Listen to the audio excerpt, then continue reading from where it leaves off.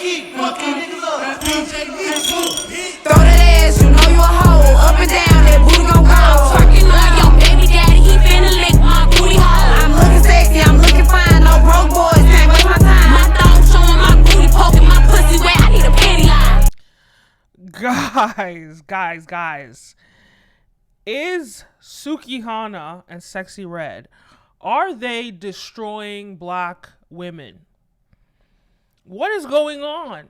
What is going on with hip hop? What is going on?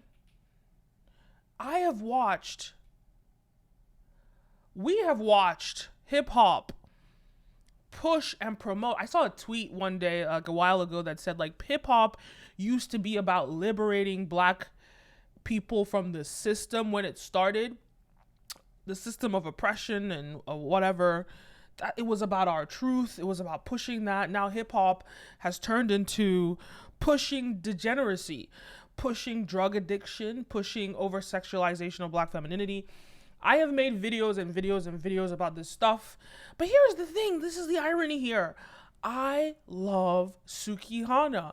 I love Sexy Red. I think they are hilarious. They are obviously some sort of caricature of a black woman that, yes, I agree that the industry is pushing. And do they not deserve to the light of day? I think they do deserve it. I just think we need more examples of black women in media that are not over-sexualized. Because as much as I love Beyonce, and I know some people are going to bash me for this, but Beyonce is known in a sexual way. Can we get some icons that are not sexualized? Can we get some icons, I guess Kamala Harris, but some people will argue she's not black. Can we get black women, dark-skinned black women that are not over-sexualized, or even the light-skinned ones? We don't get that enough in the media. And unfortunately, as much as I am a fan of Sukihana and Sexy Red, what they are pushing to Gen Alpha is scary. And I'm going to walk you guys down a path of memory lane for me. When I was like 10 or something, and I first heard Ludacris's song on the radio. Y'all remember that song? I wanna lick. What's it called? What's your fantasy? I'm gonna play a snippet from that song.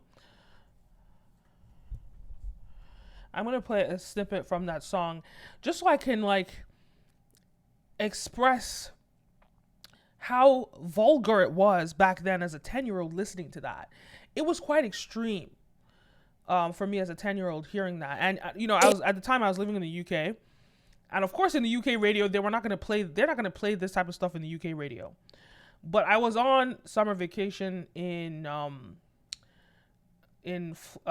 Florida, and this came on the radio. So America has an additional over-sexualization that is not found in other countries. So this song came on the radio in America. Yeah, give it to me now. Make it so good, I don't wanna leave. Okay, here we You go. make it so cold, and I wanna. Yeah, give it to me now. Give it to me now. I wanna lick you from your head to your toes, and I wanna move from the bed down to the floor, and I wanna. You make it so good, I don't wanna leave, but I gotta know what's your fantasy. I wanna. Oh my God, he looks so young. It's so crazy. But you hear that today, that's nothing extreme. That's nothing explicit. But hearing that as a 10-year-old, it was shocking. It was like, what is this? 10-year-old who lived in the UK, who was in America for summer vacation. And I want to tell you, I remember seeing this Lil' Kim album cover, and I was like traumatized by seeing this. Hold on, Lil' Kim album. Not traumatized, but I was like, I just was so uncomfortable seeing this picture of Lil' Kim, the one with her legs spread out that everybody copied, that Nicki Minaj copied. Lil' Kim album. Legs. There we go. Let me show you that. I saw this as a kid, and I was just so, I don't know what's going on here. I was so disturbed by this image as a child. I just thought it was just like, ugh, I just didn't like Lil' Kim because of this. I guess you can't really see it, but now what we have to see, what the kids have to see now, you see, they're not even showing the full thing. This. And this was in the 90s, right? Or maybe the early 2000s or something. This is what we saw, and I, as a kid, was like, what is this? This was too explicit for me to see as a 10-year-old or however old I was when this came out. And now, these kids, they're going to find this stuff. That's the point. Because, I remember when What's Your Fantasy came out, and it was like, oh my God. Like, you knew it was bad. You knew it was explicit. You knew you were not supposed to listen to it, but you just, like, were so enamored by it, or you were so fascinated, right, and curious. Now we have Sukihana and Sexy Red. I'm not even going to repeat the things that they're rapping about. Just go and listen to it, And as much as, like, for us that are adults, it's hilarious, ha ha ha, I just wonder what's going to happen to the kids that they're going to see this stuff. There's no way you can filter this stuff from the kids.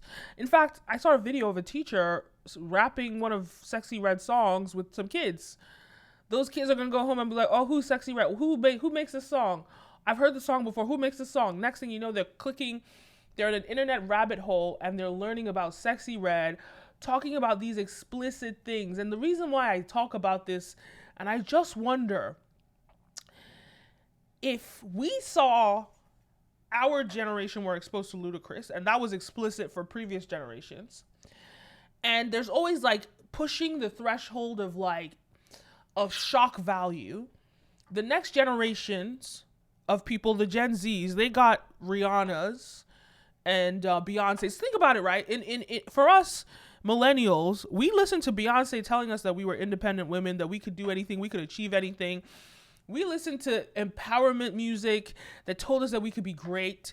Then you get Gen Z, who listened to the Rihannas and the Cardi B's, who told them that they could sleep with a man and get some money, who told them that they, don't slut shame me, let me over sexualize myself, all those things. There is some good and bad in the sort of like don't slut shame me movement, the sexual liberation movement. There's some good, but there's also a lot of bad. Because now, these Gen Zs, they're, I'm not going to say anything bad about Gen Z, but we can see what the next frontier is.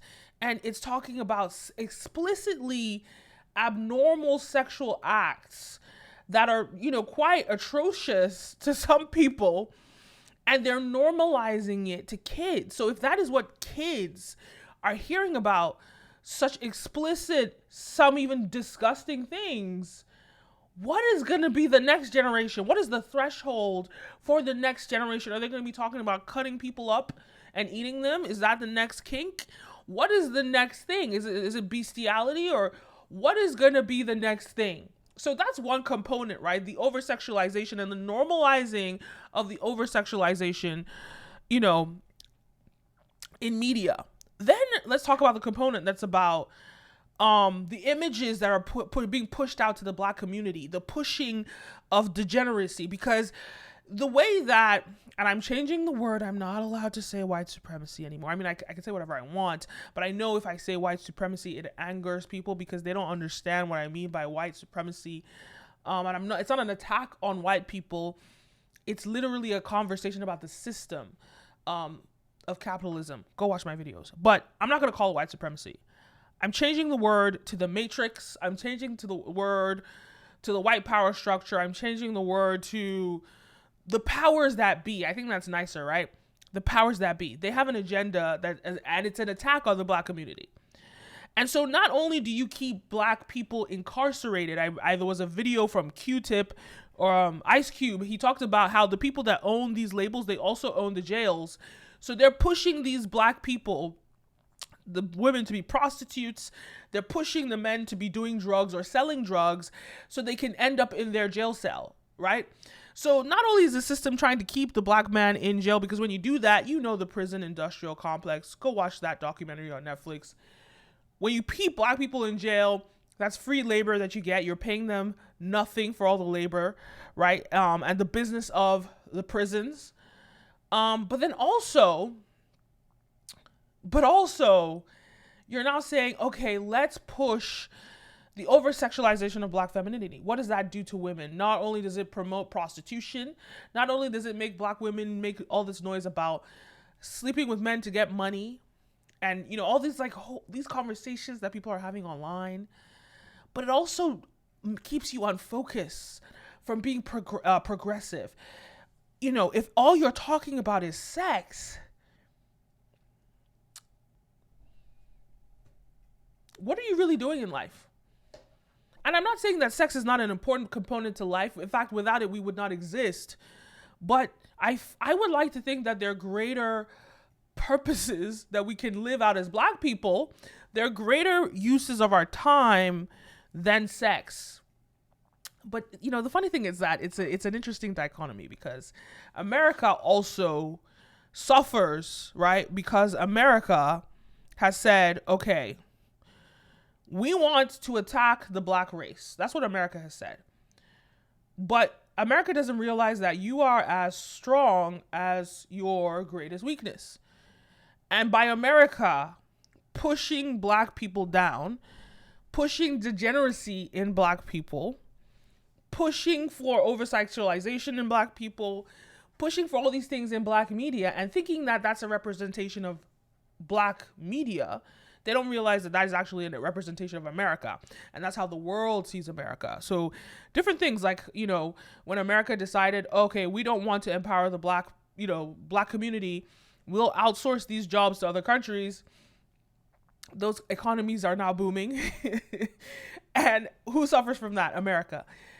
You're as strong as your greatest weakness. And America has decided that the Black race is the weakness, and they want to empower everybody else but the Black man, but it actually only disempowers America. So I want the mentality of attacking the Black population to stop, because you think you're going to show Black people doing all this degenerate stuff on television, talking about booty holes and licking booty holes and all that stuff, pushing drugs in the Black community. But the rest of the world sees that as America.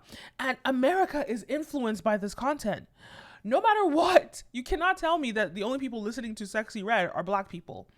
Yes, it disproportionately affects Black people, but also this affects white people too. This affects all races.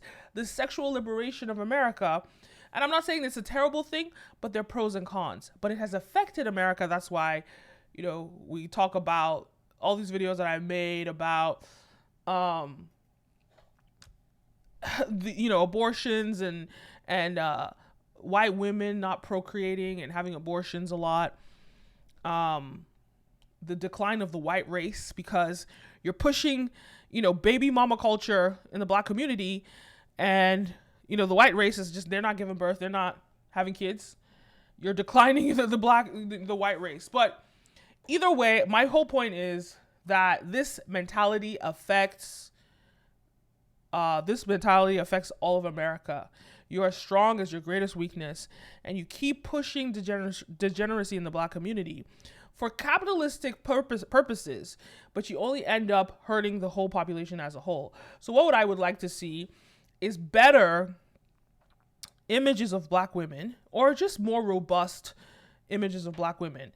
I remember there was a video that went viral. Suki Hannah, she was in London and she was saying all this nasty stuff in the video. And there was this white woman in the background that was like offended in the UK. But this woman is not going to think, oh, this is a Black person. This woman is going to think this is an American. That is a representation of America. And everyone that I've spoken to that is not American sees that as a representation of America. And so you're trying to harm the Black community, but you're harming yourself. Either way, I would like to see more varied images of Black women, and that is pushed in the mainstream media, because we have this on TikTok, we have this on YouTube, we have it. Thank God for social media, because without social media, we wouldn't know that there would be normal Black women in the world. We would think that everybody is Sexy Red. But we need more mainstream pushes on Black women that is not promoting degeneracy and that is not over-sexualizing us. Now, not an attack on Sexy Red, not an attack on Sukihana. I love them both. We just need more diversity. Every Black rapper can't only be talking about sex. Literally, that is the only subject matter of all the Black female rappers. Or all the female rappers. And then the men, all they talk about is drugs and killing people. What is that? Can we get variety? Can we get intellectual thoughts? Can we get motivation? No, there is an agenda, a propaganda to keep Black people degenerate. Pay attention to it, complain about it, speak up about it. I don't know, report it to the local laws, or I don't know you can do that. It's free speech.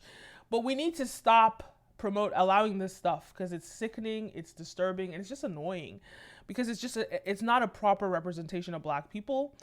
And also it's just pushing degeneracy and promoting degeneracy in the Black community. We just need better media coverage and more accurate representations of Black people. Those are my thoughts. Still a fan of Sukihana, still a fan of Sexy Red. Very interesting watch from their rise to fame over the summer. Both of them just kind of blew up. We had heard of them from before, but this summer they just really blew up disproportionately. So congratulations to them and the success of their career. Not an attack on them, but an attack on the music industry, an attack on the white power structure and their mission to keep Black people degenerate. Anyway, those are my thoughts. You're watching the Ken Mo Show. Don't forget to like, follow, subscribe, all the above. My name is Kenem, and I'll see you next time. A peace.